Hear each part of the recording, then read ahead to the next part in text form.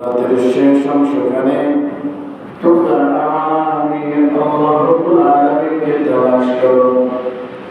وعباد الرحمن الذين يمشون على الأرض هونا وإذا خاطبهم الجاهلون قالوا سلاما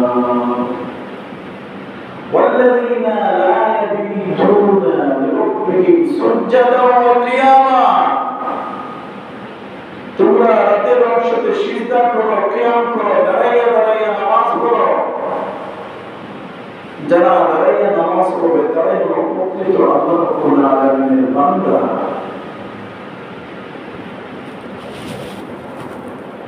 উলামায়ে কেরাম বলেন,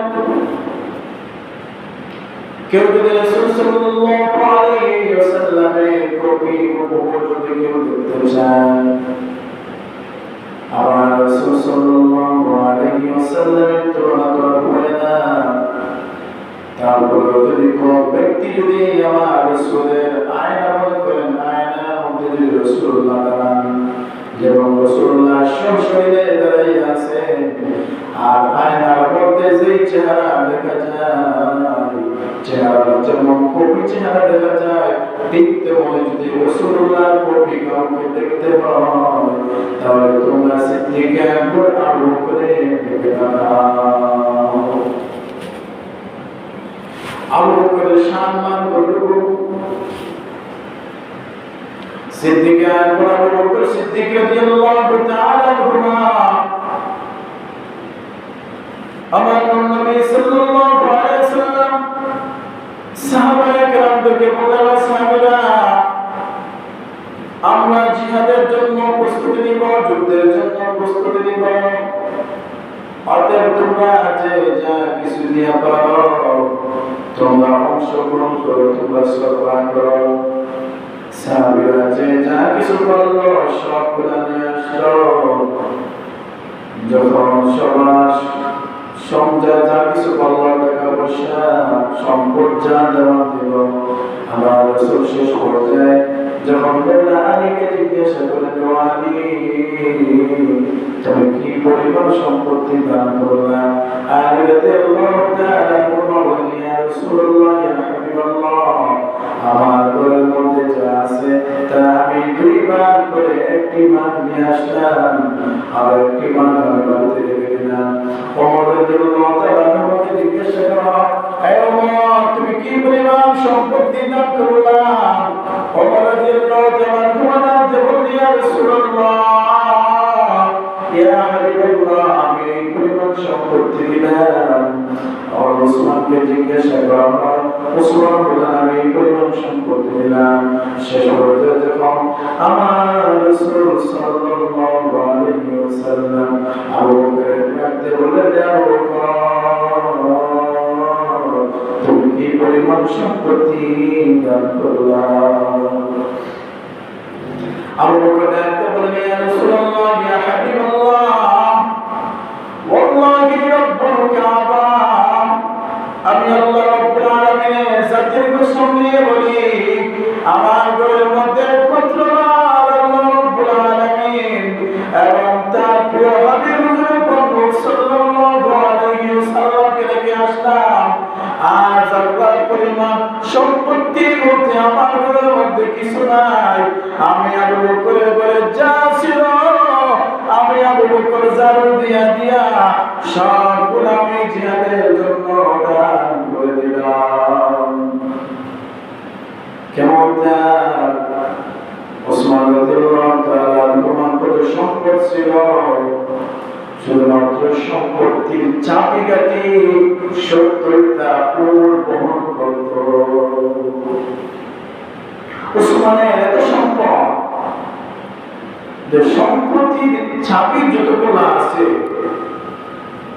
সেই চাবিগুলা 70টা উট, ওইগুলা শুধু মানুষ এই জায়গাতে ওই জায়গায় নিত আনত, বহন করত। এখন বুঝেন কি পরিমাণ সম্পত্তি। কিন্তু এত সম্পত্তি থাকার পরেও আবু বকরের মতো কেউ দাসী হতে পারেন না। কিন্তু তাদের ভিতরে হিংসা আসে না। মানুষের ভিতরে আমাদের মধ্যে যেমন হিংসা প্রতিহিংসা আগুন জ্বলে, সাহাবায়ে কেরামের মধ্যে তো হিংসা নাই। আলী রাদিয়াল্লাহু তাআলা আনহু যেমন সাহাবী, ওমর যেমন সাহাবী, উসমান যেমন সাহাবী, আবু বকর যেমন সাহাবী, কিন্তু আলী রাদিয়াল্লাহু তাআলা আনহু দুইটা সন্তান হাসান হোসেন ওনার নাতি, ওনাদেরকে রাসূলুল্লাহ মসজিদে যখন নামাজ পড়াইতেন দুই পাশে দুজন থাকতেন, তো মুসল্লি ও সাহাবীরা কেন দেখতো না, গুনগুন করবো না কেন? দুই পাশে দুইটা নাতি নিয়ে রাসূলুল্লাহ নামাজ পড়তেন, সাহাবীরা দেখতেন, আমার থেকে শিক্ষা নিতেন যে বাচ্চারা মসজিদে আসুন, নামাজ পড়ো, মসজিদে আসবে, দুষ্টামি করবে, এগুলো করতে যাবে না। যদি একটু বুঝতে সন্তান হয়ে বুঝাবেন, বাবা এইটুকু মসজিদে করা যায় না, আল্লাহ গুনাহ দিবে, বুঝা। রাসূলুল্লাহ সিজদাতে যেতেন, কাঁধের মধ্যে হুসাইন রাদিয়াল্লাহু তাআলা উঠে যেতেন, রাসূলুল্লাহ উঠতে চাইতেন, আল্লাহ পাক জিবরাইলকে বলেন, জিবরাইল যাও রাসূলকে বলো সিজদা থেকে না ওঠে। কেননা হুসাইন রাসূলুল্লাহ পিঠ মোবারকে উঠছে, আমি আল্লাহ দেখতে অনেক ভালো লাগে, সুবহানাল্লাহ। বাচ্চাদেরকে মহব্বত করেন, দাঁড়ে কাছে রাখেন, এটা রাসূলুল্লাহ দেখানো তো পাওয়া, এটা তো অনেকেই তো জানেন। রাসূলুল্লাহ সব সময় হাসান হোসেনকে সাথেই রাখতেন, যখন মিম্বরে বসে খুতবা দিতেন রাসূলুল্লাহ দুই জামা মোবারকে দুইজন বসতেন। এখন যদি মনে করেন আমার দুইটা বাচ্চা নিয়ে বা একটা বাচ্চা নিয়ে বসি, আপনারা কঠিন গুণ করে করবেন, রাস্তাঘাটে হাঁটা যাবে না, এবং নিকৃষ্ট মানুষ, নিকৃষ্ট সমাজ, কি পরিমাণ ফিতনার মধ্যে মানুষ চিন্তা করে না। আমাদের প্রতিহিংসা আমি অন্তর থেকে বলব, আবু বকর রাদিয়াল্লাহু তাআলা আনহু যে পরিমাণ সম্পত্তি দান করলেন, আবু বকর যেই সময় বললেন, ইয়া রাসূলুল্লাহ আমি আমার বাড়ির জারু দিয়া আমার সমস্ত সম্পত্তি আপনার কদম মোবারকে দান করে দিলাম। সঙ্গে সঙ্গে জিবরাইলের ঘন্টা বেজে গেল, জিবরাইল এসে বললেন, ইয়া রাসূলুল্লাহ, ইয়া হাবিবাল্লাহ, এতদিন আপনার উপরে আল্লাহ রাব্বুল আলামিন সালাম দিতেন, ইয়া রাসূলুল্লাহ সর্বপ্রথম আমার সালাম এবং আল্লাহ রাব্বুল আলামিনের সালাম গ্রহণ করুন। ইয়া রাসূলুল্লাহ আজকে শুধুমাত্র তাই না, আল্লাহ রাব্বুল আলামিন আপনাকে সালাম দেওয়ার পাশাপাশি আজকে আবু বকরকে আল্লাহ সালাম দিলেন। সুবহানাল্লাহ। আমার রাসূলুল্লাহ মুস্কি হাসি দিলেন, সাহাবীরা ডাক দিয়ে বললেন, ইয়া রাসূলুল্লাহ, ইয়া হাবিবাল্লাহ, আপনার চেহারা মোবারকের মধ্যে হাসি দেখা যায়। ইয়া রাসূলুল্লাহ হাসি কারণ কি আমরা জানতে পারি? আমার রাসূলুল্লাহ তেমন সাহাবীরা আজকে তোমরা যে যা পরিমাণ করলাম, দান করলাম, সদকা করলাম, সাহাবীরা কিন্তু আজকে সদকা আমার আবু বকর যেমন করলো, আমার আবু বকরের মতো দানশীল কেউ হতে পারে নাই। অতএব আবু বকরের সদকা থেকে আবু বকরের ত্যাগ শুনে আল্লাহ রাব্বুল আলামিনের আরশের মধ্যে মহব্বতের দরিয়া জোশ লেগে গেল। আল্লাহ রাব্বুল আলামিন এতদিন শুধুমাত্র আমি রাসূলকে সালাম দিতেন, আজকে শুধুমাত্র আমাকে সালাম দেন নাই, আল্লাহ রাব্বুল আলামিন আমাকে সালাম দিলেন, পাশাপাশি আমার আবু বকরকেও আজকে সালাম দিলেন। আবু বকরের মর্যাদা কোথায় উঠে গেল? আবু বকরের রওজা মুবারক রাসূলুল্লাহ কিনারা বসছিল, কেন? সুখে দুঃখে পাশে ছিলেন আবু বকর। নবী সাল্লাল্লাহু আলাইহি ওয়াসাল্লাম নিজে জন্মস্থান ত্যাগ করে হিজরত করে যখন মদিনাতুল মুনাওয়ারার মধ্যে যাইবেন, যাওয়ার পথে সঙ্গী ছিলেন আবু বকর। আবু বকরের দরজার মধ্যে মদিনার ফাতরাল বাব, কেউ আছে নাকি? আবু বকর জয় বলেন ইয়া রাসূলুল্লাহ ইয়া হাবিবাল্লাহ আমি এমন করে আপনার জন্য অপেক্ষায় আছি। আমার রাসূল সাল্লাল্লাহু আলাইহি ওয়াসাল্লাম ডাকতে বললেন ইয়া আবু বকর আমি একটা ডাক দিলাম, তুমি একটা ডাক আমি শেষ করতে না করতে তুমি জবাব দিয়ে দিলে আবু বকর তুমি কি ঘুমাও নাই? আবু বকর বললেন ইয়া রাসূলুল্লাহ ইয়া হাবিবাল্লাহ আজকে ঘুমাই নাই বিষয়টা তেমন না, আপনি আমাকে সুলেমান সঙ্গে বলছিলেন আপনি হিজরতে যাবেন, ইশারায় বলছিলেন আবু বকর তুমি আমার সঙ্গে হইবা। ইয়া রাসূলুল্লাহ আমি 6 মাস থেকে আজকে রাত পর্যন্ত বিছানার মধ্যে রাত্রিতে পিঠ লাগাই নাই। কি পরিমাণ মহব্বত, তারা কতটুকু রাসূলুল্লাহকে ভালোবাসলো। আবু বকর সিদ্দিক রাদিয়াল্লাহু তাআলা ঘুমার জন্য এই ত্যাগ থেকে বললেন মানুষ কি এরকম ত্যাগ করতে পারে? আশ্চর্য হয়ে গেলেন রাসূলুল্লাহ, আজকে আমরা আশ্চর্য হয়ে গেলেন। বলেন আবু বকর তোমার মতো কি মানুষ এমন ভাবে পারে? আবু বকর তুমি 6 মাস না ঘুমাইয়া জেগে জেগে কাটাইলা, আবু বকর তুমি এত কষ্ট করতে গেলে কেন? আবু বকর বলে ইয়া রাসূলুল্লাহ ইয়া হাবিবাল্লাহ আমি 6 মাস ঘুমাই না, আপনি যদি আজকে রাত্রিতে এসে জানতেন আর আমি আবু বকর যদি ঘুমাইয়া যাই, আমি আবু বকরকে যদি না দিয়ে আপনি রাসূল না পান আমার রাসূলের কষ্ট হবে, রাসূলকে অপেক্ষা করাতে পারবো না। আর যদি আপনি আমার জন্য অপেক্ষা করেন, বেঈমানরা যদি আপনার উপরে আঘাত দিয়ে আসে ওইটা তো দায়ী আমি তো হয়ে যাব। ইয়া রাসূলুল্লাহ সেই জন্য আমি ঘুমাই না, আমি আবু বকর জেগে জেগে আপনার অপেক্ষা করতেছি। মদিনাতুল মুনাওয়ারার মধ্যে যখন রওনা হয়ে গেলেন, আবু বকর একবার দেখা যায় ডান পাশে যান, আরেকবার দেখা যায় রাসূলুল্লাহ বাম কিনারায় যান, আরেকবার দেখা যায় রাসূলুল্লাহ সামনে মুবারকের মধ্যে যান, আরেকবার দেখা যায় আবু বকর রাসূলুল্লাহর পিছন দিকে যান। আমার রাসূল ডাকতে বলেন আবু বকর এই পাশ থেকে এই পাশ, পাশ থেকে পাশ করে যাও। আবু বকর বলেন ইয়া রাসূলুল্লাহ ইয়া হাবিবাল্লাহ আমি ডান পাশে যখন ছিলাম আমার মনে হয় বাম পাশে থেকে বেঈমানরা আপনার উপরে তীর নিক্ষেপ করতে পারে, যখন আমি বাম পাশে যাই আমার মনে হয় বেঈমানরা সামনে থেকে আপনার উপরে তীর নিক্ষেপ করবে।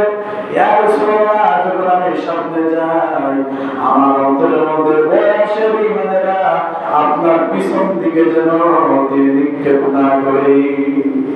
ইয়া রাসূলুল্লাহ যদি তীর নিক্ষেপ করে সেই তীরটা যেন আমি আবু বকরের গায়ের মধ্যে লাগে, আপনি রাসূলের শরীর মোবারকে আমি আবু বকর তীর সহ্য করতে পারবো না। ইয়া রাসূলুল্লাহ ইয়া হাবিবাল্লাহ সেই জন্য আমি ডান পাশ থেকে বাম পাশ, বাম পাশ থেকে সামনের পাশ, পিছনের পাশ সব দিক থেকে থাকি, কেননা যে তীর আসবে সেই তীর যেন আমি আবু বকরের গায়ে লাগে। শুধুমাত্র তাই না, আমার রাসূল সাল্লাল্লাহু আলাইহি ওয়াসাল্লাম হাঁটতে হাঁটতে ক্লান্ত হয়ে গেলেন, বেঈমানরা পিছন লেগে গেল। এক পর্যায়ে রাসূলুল্লাহ বললেন আবু বকর আজকে আমরা পাহাড়ের উপরে একটা গুহার ভিতরে রাত্রি যাপন করব। পাহাড়ের উপরে একটা গুহা, রাসূল আগে থেকে জানেন এখানে একটা গর্ত আছে। আবু বকর তাকাইয়া দেখলেন পাহাড়টা একটু উঁচা, যদি উপর থেকে যদি নিচের দিকে কোনো মানুষ থাকে মানুষগুলাকে কবুতরের মতো ছোট ছোট লাগে, কতটুকু উচ্চ সেই পাহাড়। আবু বকর ডাকতে বললেন ইয়া রাসূলুল্লাহ ইয়া হাবিবাল্লাহ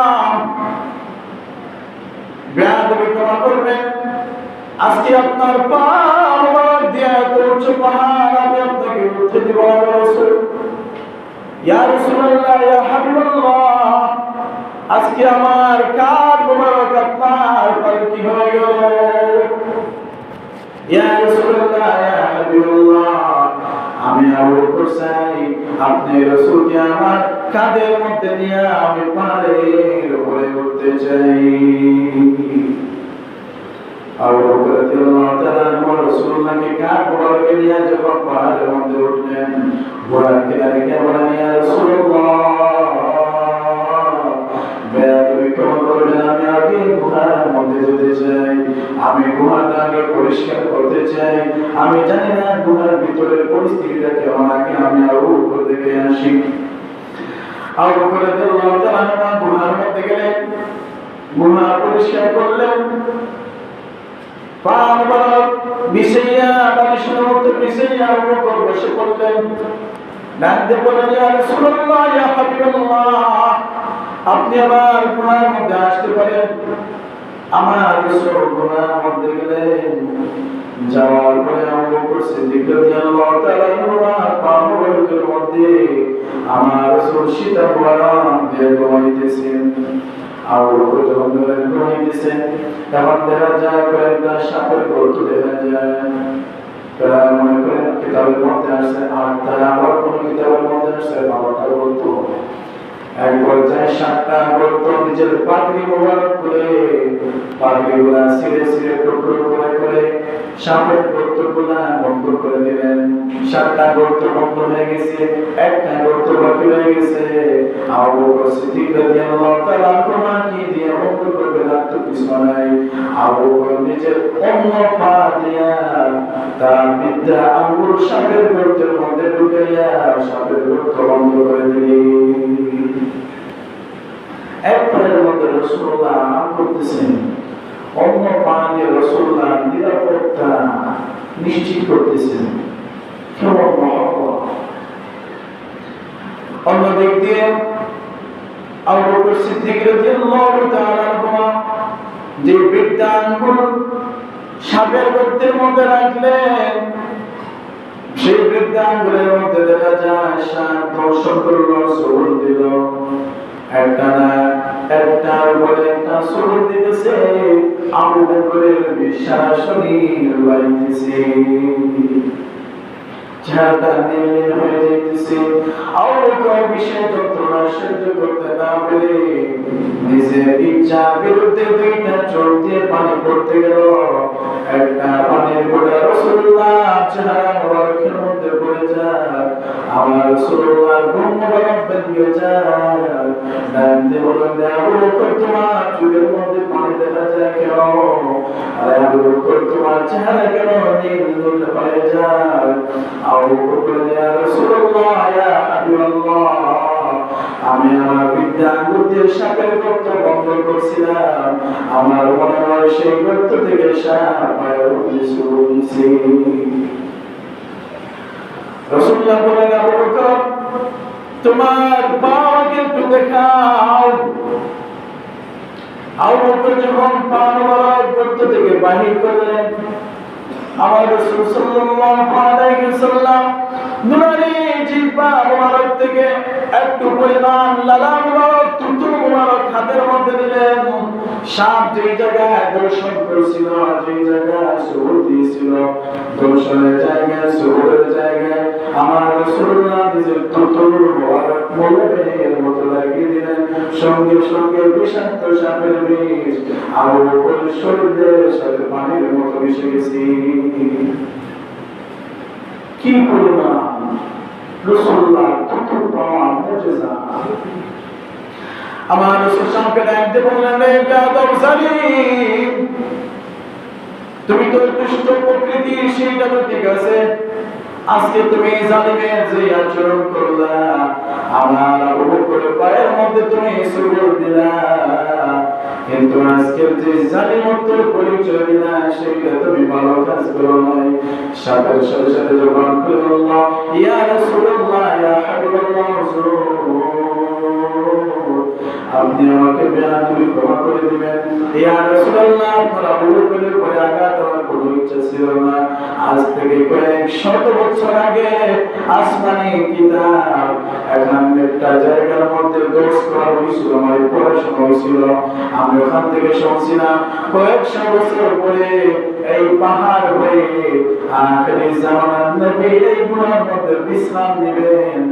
আমি শত শত বছর থেকে এই গুহার মধ্যে খেয়ে না খেয়ে অপেক্ষা করি। সাপটার মহব্বত কেমন? সাপটা বলল, ইয়া রাসূলুল্লাহ, ইয়া হাবিবাল্লাহ, শুধুমাত্র খেয়ে না খেয়ে আপনার জন্য অপেক্ষা করি তাই না, আপনাকে দেখার জন্য আমি একটা না দুইটা না, আমি সাপ কয়েকটা একাধিকটা গর্ত করছিলাম, একাধিকটা দরজা বানাইছিলাম। আপনি রাসূল যে সময় গুহার মধ্যে আসবেন, আমি যে দরজা দিয়ে আপনাকে তাড়াতাড়ি দেখতে পারবো, সেই দরজা দিয়ে আপনার সামনে হাজির হব।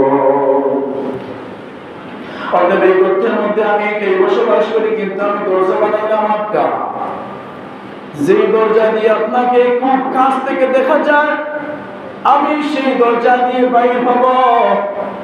ইয়া রাসূলুল্লাহ, আমার 7টা দরজা আপনারা বন্ধ করলো, একটা দরজা অবশিষ্ট থেকেছিল, আমি 7টা দরজা ঘুরে ঘুরে আমি যখন 8 নাম্বার দরজা দিয়ে আসতে চাইছিলাম, আপনারা উপকর্তা পা দিয়ে আমার রাস্তা বন্ধ করে দিল। ইয়া রাসূলুল্লাহ, আপনাকে দেখার আকাঙ্ক্ষা, আপনাকে দেখার যে মহব্বত আমার অন্তরে উঠতেছিল, আমি সেই মহব্বত আমি কন্ট্রোল করতে না পেরে আপনার আবু বকরের পায়ের মধ্যে সুরত দিতে বাধ্য হয়েছি। একটা সাপের মহব্বত কি বলবো, আর আবু বকরের মহব্বতের তুলনা হয় না অন্য সাহাবী তো দেখ করে।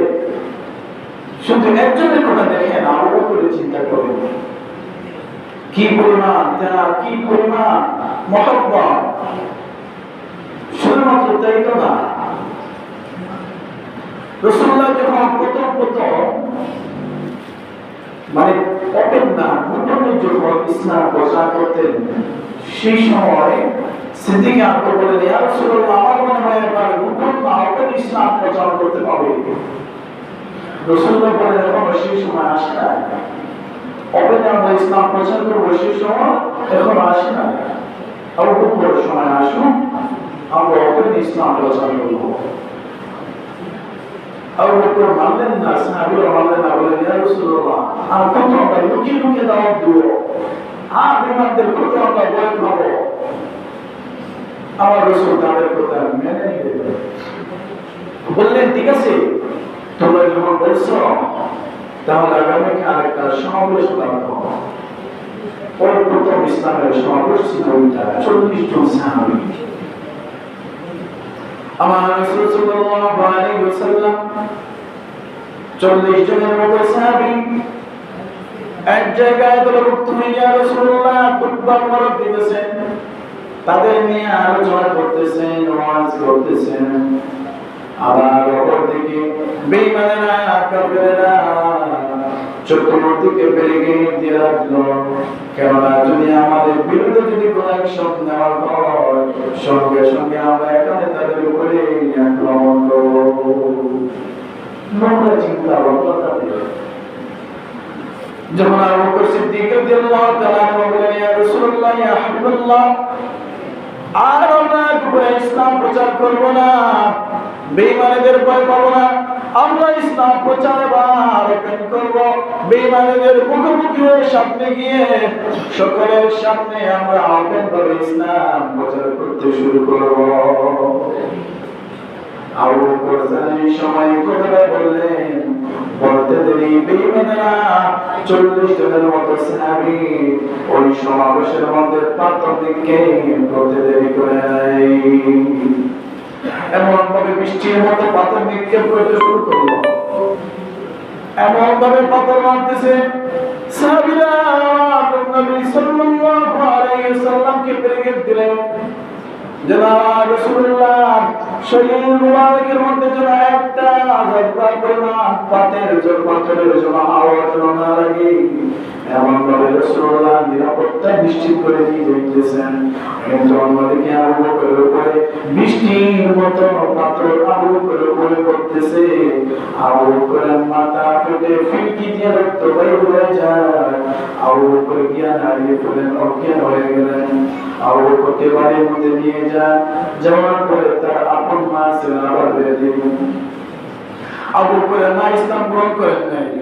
আবু বকরের মা নিজের শালীর আঁচল ছিঁড়ে গরম পানির মধ্যে ভিজিয়ে আবু বকরের শরীরটা মাসাজ করতেছেন, রক্তগুলা পরিষ্কার করে দিতেছেন। এমনি সময় আবু বকর রাদিয়াল্লাহু তাআলা যখন একটু জ্ঞান আসতো, গুম গুম করে আওয়াজ করতেছেন।